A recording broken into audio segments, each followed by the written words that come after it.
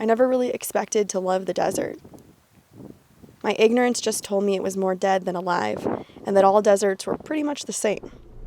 I'd been to Arizona a couple times, and it looked like what I'd also seen in movies, so I just assumed that was it. For some reason, a reason I can't begin to understand now, that red-rocked land of canyons just didn't grab my attention. Woke up this morning with the sunrise in my eyes. Just like a new day, a breath of fresh air in my life. I don't know how, don't know why, but I'll be toasting all my life. Our first year on the road showed me what the true desert was.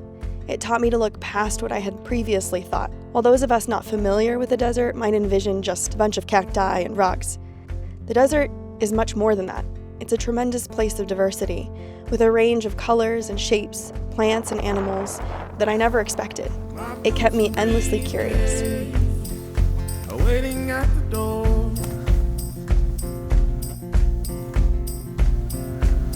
My ride sweeter to meet the one I love.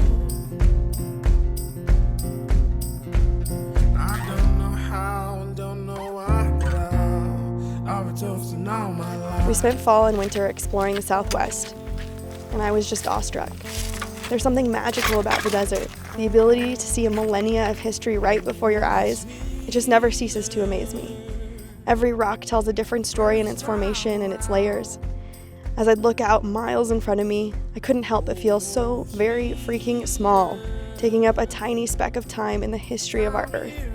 I imagine the desert floor once being a seafloor alive with creatures that I can't imagine and will never see. I thought about the resilient and intelligent peoples who made the desert their home thousands of years ago. As a lifelong rock lover, I also thought that the desert was a paradise of treasures. I'm here and now.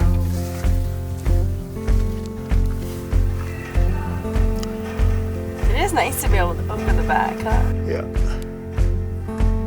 I played the dice right and let the good times roll. One knee and one ring, forever it's our show. I don't know how and don't know why, but I'll be toasting all my life.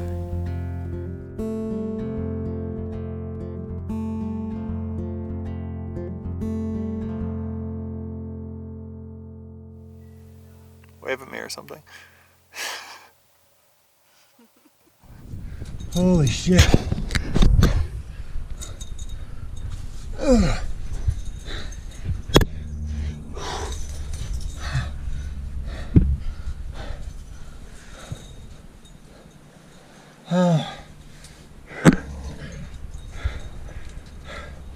5'8" my ass. What in the fuck?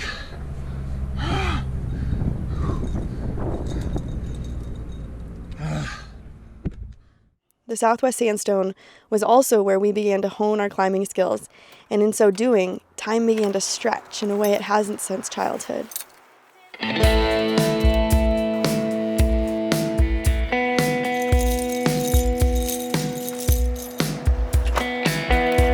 Learning something new, challenging our body and brains, made us experience time in a whole new way.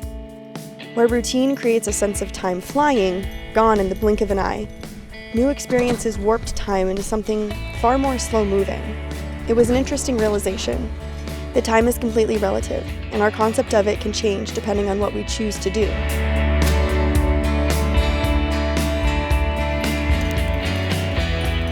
I'm changing my mind. I'm cashing in with friends at a hell of a time. On the way up, now I'm cutting the ties. I'm breaking even. Alright, babe. First desert tower, what do you think? I have no thoughts yet. I don't know what to think. Are you excited? It's called a first. Oh, right. First desert tower down. I liked it. Darren didn't. There was a couple times I was like, I wonder if she can climb up. Like, oh, We spent days, weeks, and hours among the rocks, walking endlessly to find routes while getting poked by dozens of cacti and staying on the lookout for snakes. It was beautiful. What's the scenario? we're out in a cow pasture looking for this climbing spot. I don't see any hills, but any rocks at least. We'll find out. I think we made it. Just gotta figure out how to get down. Archer's climbing, or a goddamn sandbox. Videoing or... I need a signal. What do you have for me? A little vino. Down Broadway, I'll be here every night. I'm breaking even.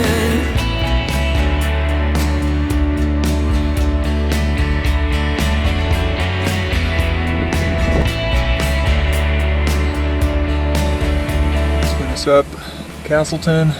It was fucking intense. Time I saw her, she said, how are you? Said I'm good, how's the band? How's your dog? She said it's all fine. You know how this is. Have these days where you paid within, but against all odds, I'm breaking even. I can't even smile, my lips are so chapped. I'm honest, it hurts so bad. No? That's as big as it goes. Well, fuck. I stumbled out in the alley with confetti falling down, where the critics said that this says Rex. There she goes. Turn around and there ran new clothes on the patio.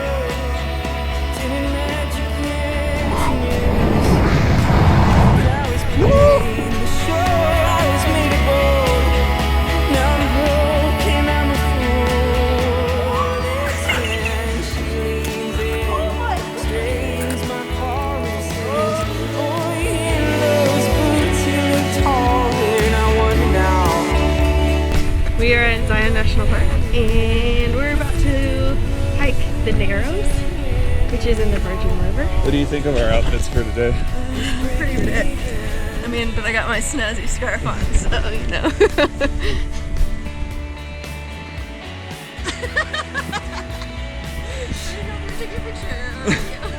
The struggle's real. I need your help to get it started.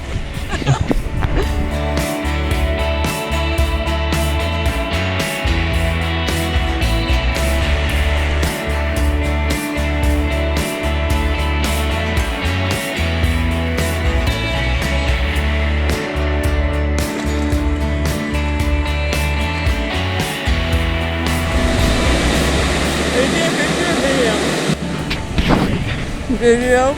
I keep posing.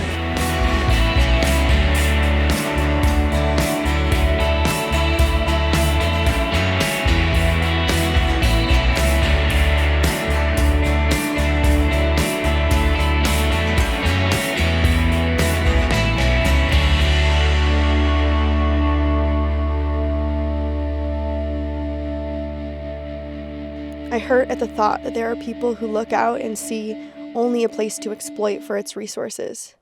It's so apparent that this land is sacred. It's palpable.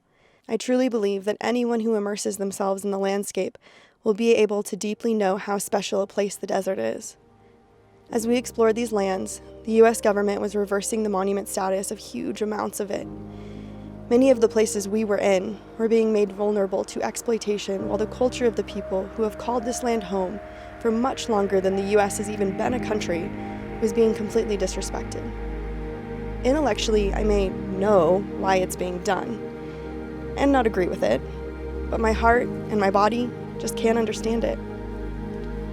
Once you visit the desert, I think it's hard not to form some level of respect for it, for the resilience of the life there, for its history, diversity, beauty, and sacredness. I only hope that as a people, as Americans, we will fight to make sure this piece of our country gets treated with the respect it deserves, to keep it wild, as untouched as possible, to let Mother Earth do her thing and simply observe her in all of her insurmountable glory.